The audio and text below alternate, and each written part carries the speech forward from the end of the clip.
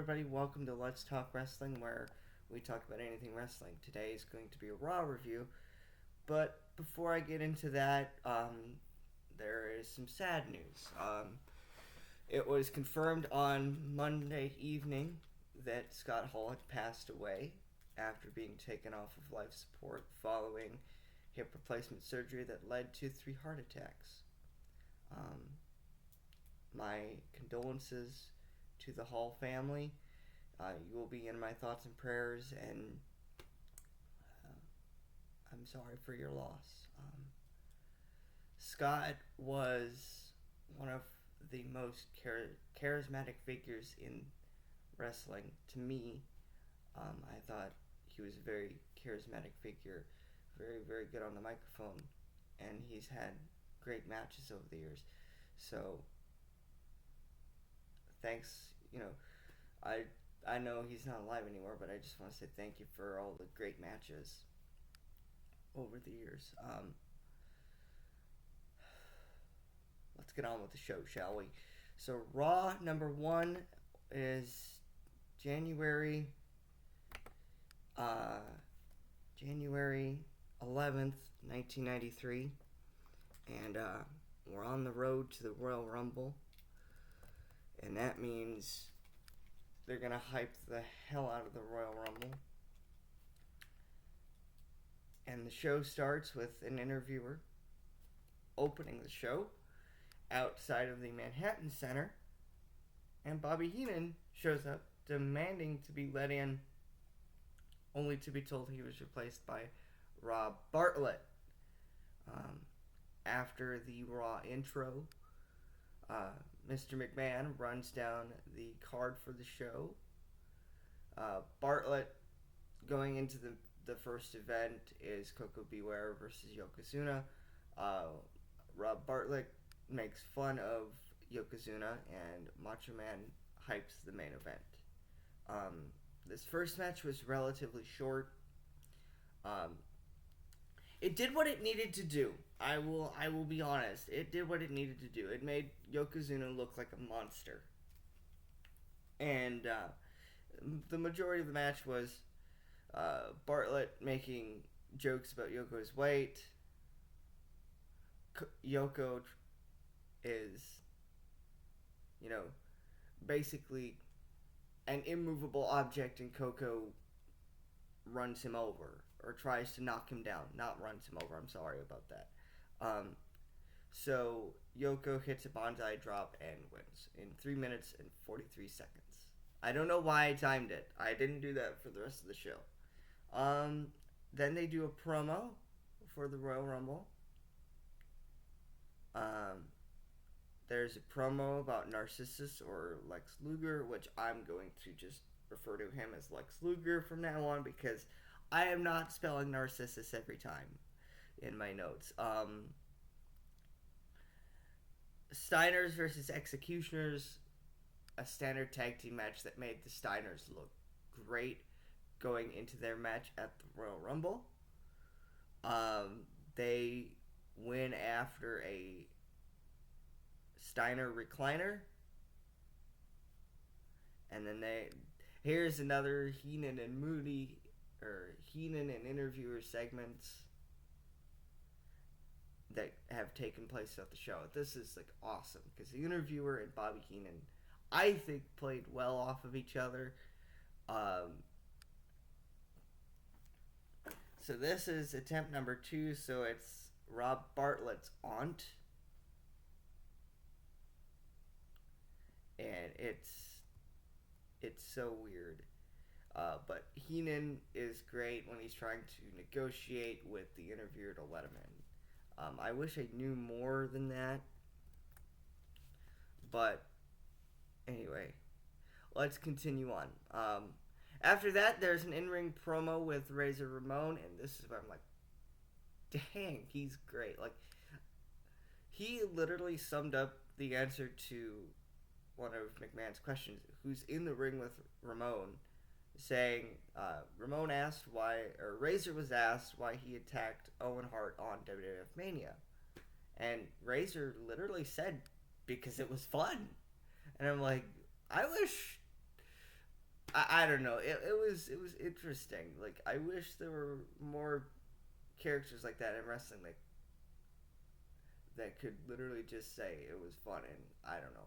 I just thought Razor was very charismatic here, and I don't know why. But here's something you'll see throughout the Raw shows, along with here's a few things you'll notice on the early Raw shows is you'll see an advertisement for WWF Mania, and until like after the Royal Rumble, there's the Headlock for Hunger promotions, which is the Headlock for Hunger was a charity event. Like WWE did a charity event for the Headlock for Hunger after the Royal Rumble, so that is why you're seeing a lot of these promos for it. Up next, probably my favorite match on the card is Max Moon versus Shawn Michaels. I thought it was a very fast paced match. Moon and Michaels had very good chemistry. Um, there were several near falls. Um, Michaels wins after a suplex, which, if I remember my wrestling video games correctly, in the Royal Rumble video game that came out either in 92 or 93 or even 94, it was called the Teardrop Suplex. Um, Shawn is a great heel. He's taunting the camera. He does camera taunts every once in a while. And I'm not going to repeat what he said. It's been several days um, since I've watched this show, so I don't know. Um,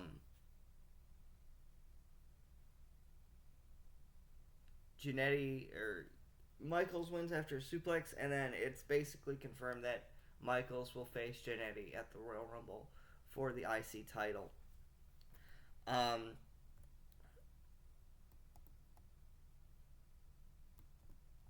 like I said, it was very very good. And during that match or during that segment, they plug for the main event, which we're about to get to. So they do the Royal Rumble report, which basically announces Jannetty and Michaels showing vignettes. Oh, and Sherry will be at ringside for some reason, which was not made evidently clear on this episode of Raw. It wasn't made clear to me until the Royal Rumble, which I am in the process of watching the '93 Royal Rumble.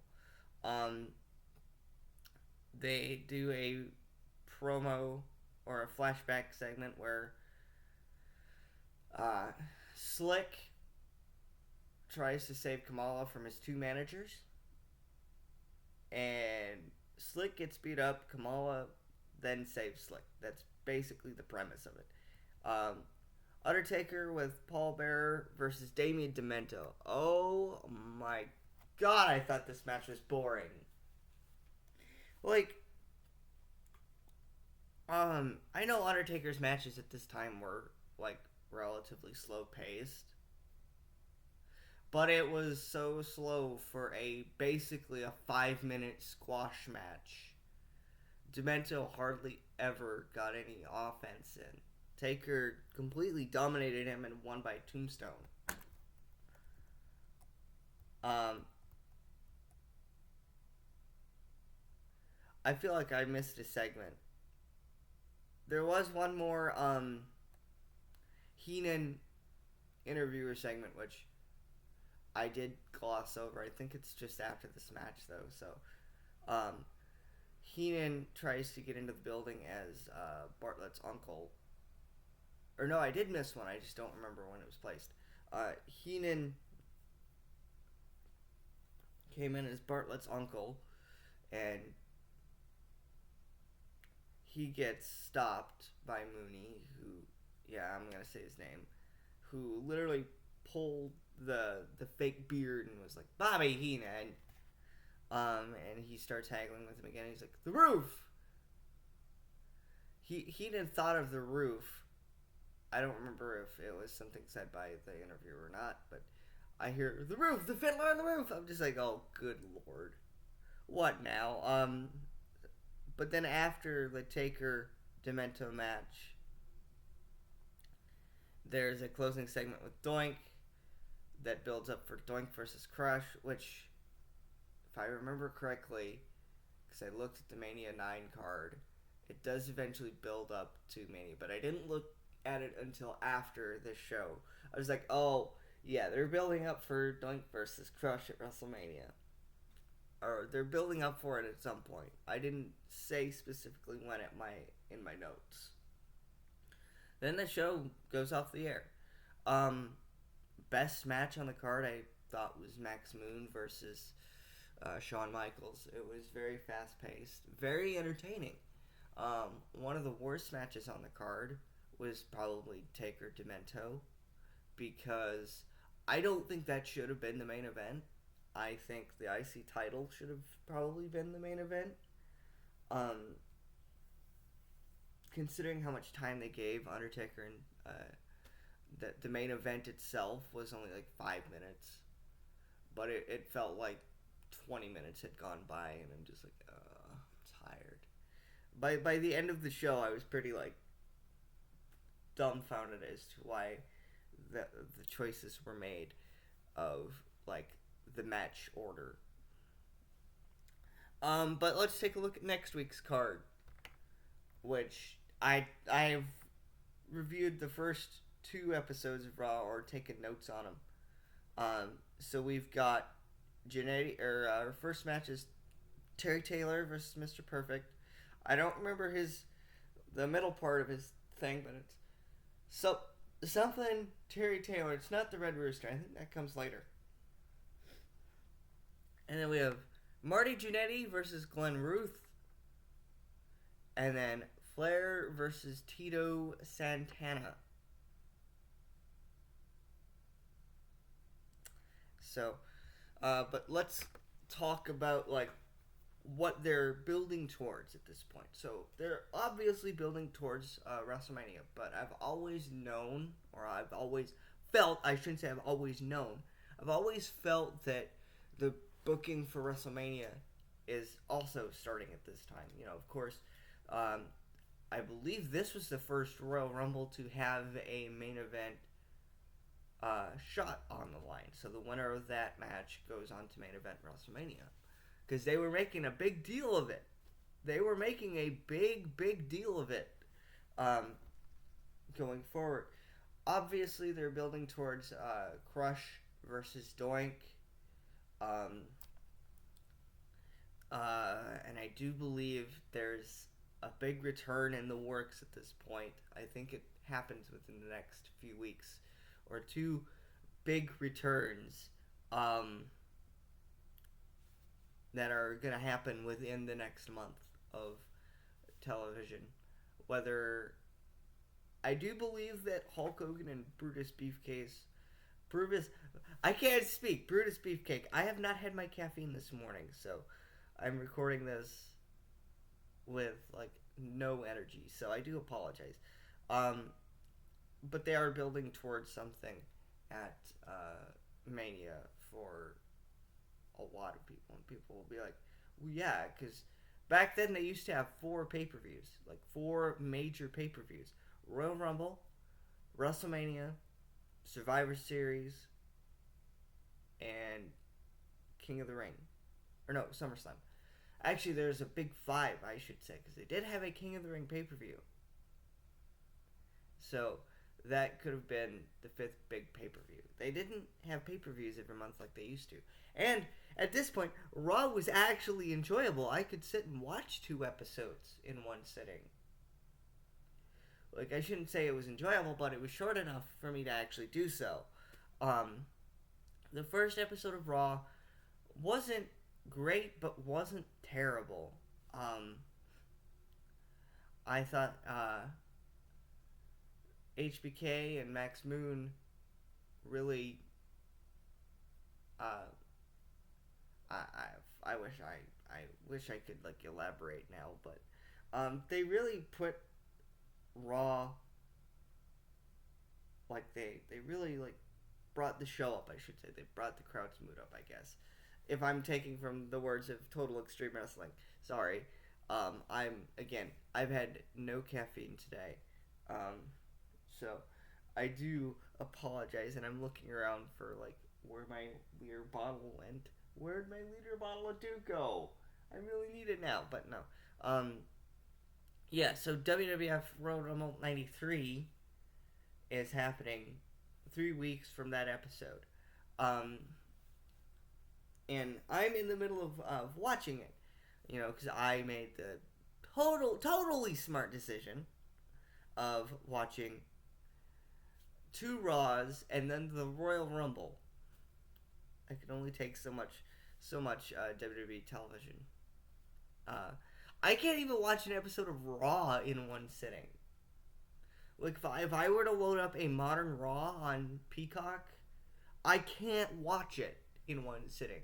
Because 3 hours plus 2 hours of SmackDown plus however long for NXT is too much.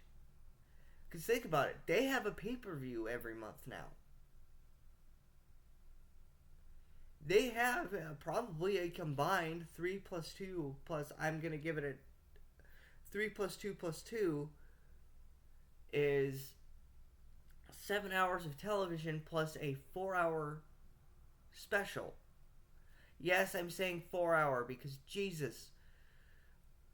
Holy Christ. And then now WrestleMania is 2 nights.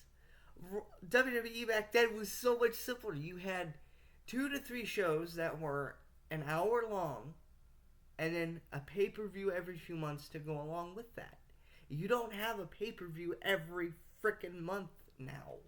Or, like, you do, because guess what? WrestleMania is in 3 weeks. Actually, it's in about 2 weeks. Pardon me. WrestleMania 38 is taking place from April 2nd to April 3rd because it's a 2-night event. And they're going to be 3 hours each. I'm betting it because they were last year. WrestleMania itself got to be a 4 or 5 hour show. So, my God, it was terrible. Like, and people are like, that was when WWF was good. Actually, it was probably before its best period. Because it was in the middle of the new generation era, which went from, I believe, 1992 to 96, or even 97. I'm going to be honest, this is not the golden age of wrestling. That was in the 80s, and then again in the late 90s when it was in a boom period. Thanks to the NWO and the Attitude Era. And I'll be honest, like, this has went from me talking about Raw and solely talking about Raw to talking about just how much WWE television has evolved. They have at least 6 or 7 hours worth of content per week on a per week basis. So, I mean, there is such thing as too much. Back when they used to have maybe 1 or 2 shows that were wrestling centric, SmackDown was 2 hours, Raw was 2 hours. Like, that was before, like, people say, well, when did I start watching? I started watching in 2010.